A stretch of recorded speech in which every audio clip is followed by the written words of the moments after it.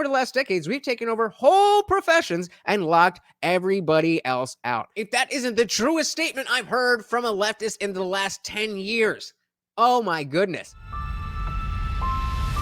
All right, welcome back to the party, everybody. Hit that like and subscribe. You know I would do it for you, and let's party. So I don't have a video for you today. I have an article, and I saw this, and at first I lit up, but I'm not really sure, so I need your guys' help. From the New York Times, we have an article here. What if we're the bad guys here? And we see the American flag. And of course, we know that the New York Times is very left-leaning. So it might be that people are actually starting to see that being a virtue-signaling leftist might not be the right answer. So let's dive in a little bit.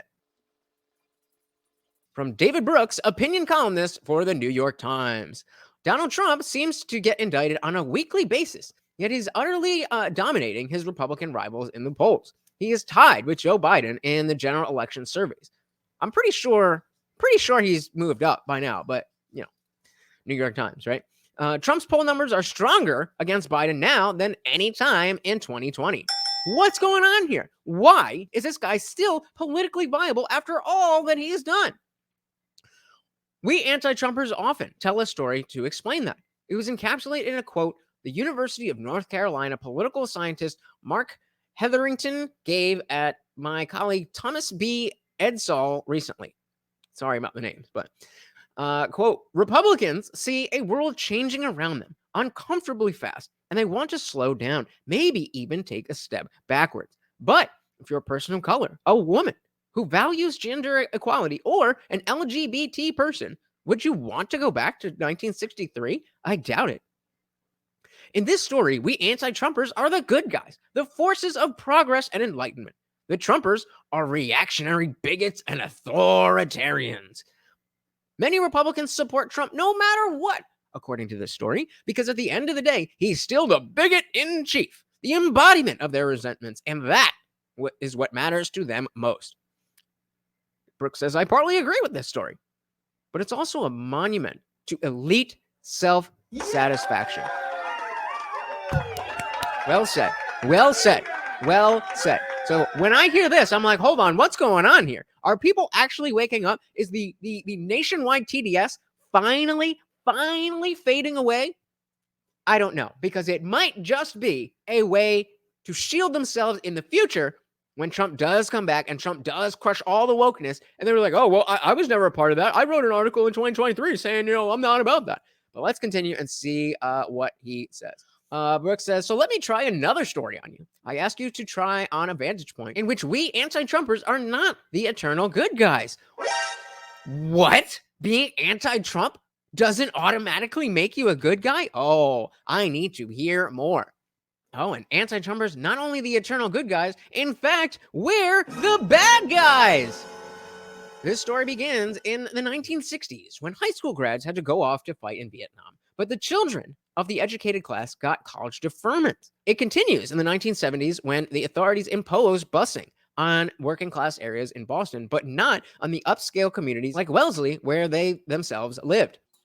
The ideal that we're all in this together was replaced with the reality that the educated classes live in a world up here and everybody else is forced to live in a world down there. Members of our class are always publicly speaking out for the marginalized, but somehow we always end up building systems that serve ourselves. Imagine that.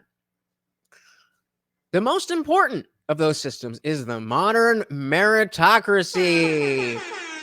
Wait a minute. I thought meritocracy was a bad thing. In their eyes, at least. But I guess this is the new story, that meritocracy is actually a good thing. Going on, the most important of these systems is the modern meritocracy. We built an entire social order that sorts and excludes people on the basis of the quality that we possess most, academic achievement. Highly educated parents go to elite schools, marry each other, work at high-paying professional jobs, and pour enormous resources into our children, who get the same elite schools, marry each other, pass down their exclusive class privileges from down generation to generation. Daniel Markovits summarized years of this research in his book, The Meritocracy Trap, quoting, "Today, middle-class children lose out to the rich children at school, and middle-class adults lose out to elite graduates at work." Yeah, no crap. Obviously, going on, meritocracy blocks the middle class from opportunity.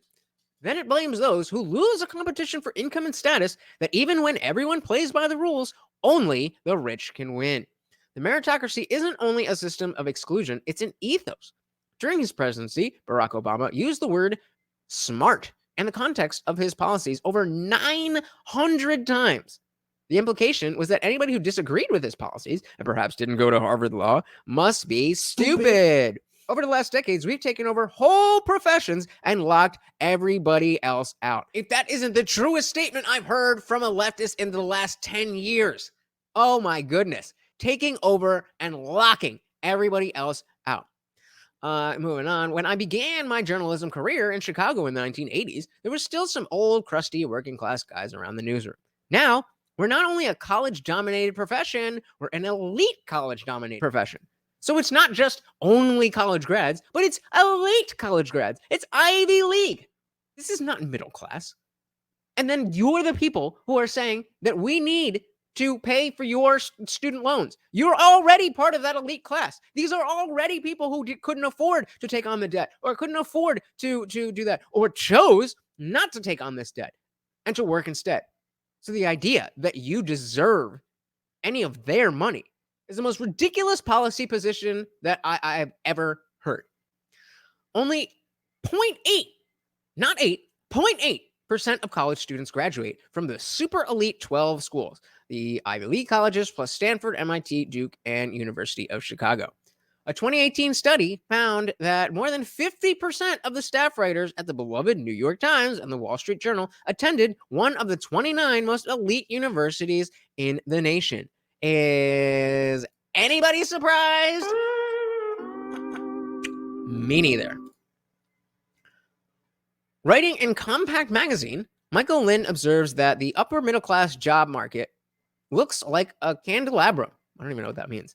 Quote, "Those who manage to squeeze through the stem of a few prestigious colleges and universities in their youth can then branch out to fill leadership positions in almost every vocation." Obviously, we know this. Moving on, or as Markovits puts it, quote, "Elite graduates monopolize the best jobs and at the same time invent new technologies that privilege super skilled workers, making the best job offers better and all other jobs worse." Yeah, so imagine that. Imagine we live in maybe not a zero-sum world, but not everybody can be the elite. So if you're not the top of the top of the top elite, but you're still in the elite, to feel that you are entitled to be at that tippy top at the expense of those beneath you is ridiculous. It is ridiculous.